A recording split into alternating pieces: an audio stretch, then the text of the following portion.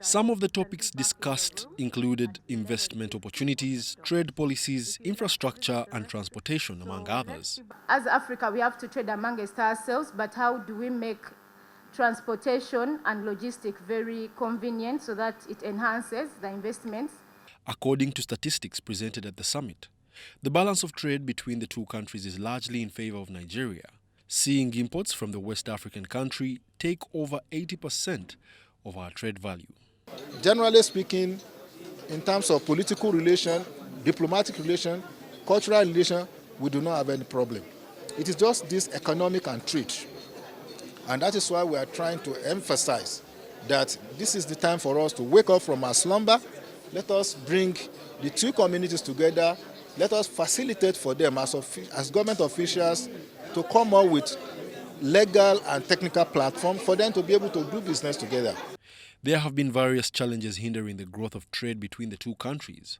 Some of these challenges include cumbersome trade procedures, non-tariff barriers, and inadequate infrastructure founded on a weak trade agreement. General lack of awareness of the availability of the market in West Africa.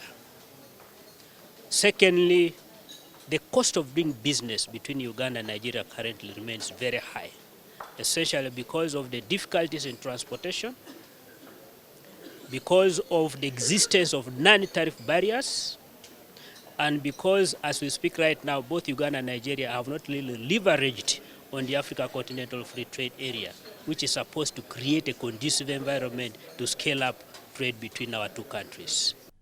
During the summit, both countries agreed to work together to address these challenges and create a more conducive environment for trade and investment.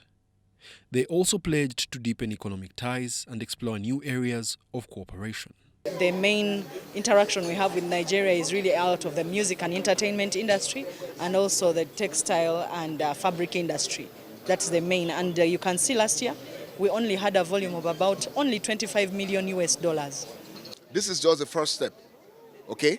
We are going to organize virtual meetings, physical meetings, and we are going to ensure that whatever gains we are coming up with from here, we take it home.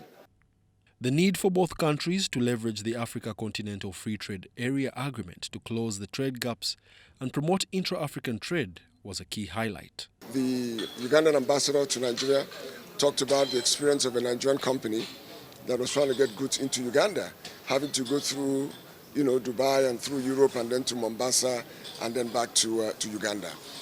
These are the issues that we have to tackle. The infrastructure, bridging the infrastructural gap within Africa and opening up our roadways, our railways to allow the free movement of goods within the African continent. Wadulo Makanol, UBC News in Kampala.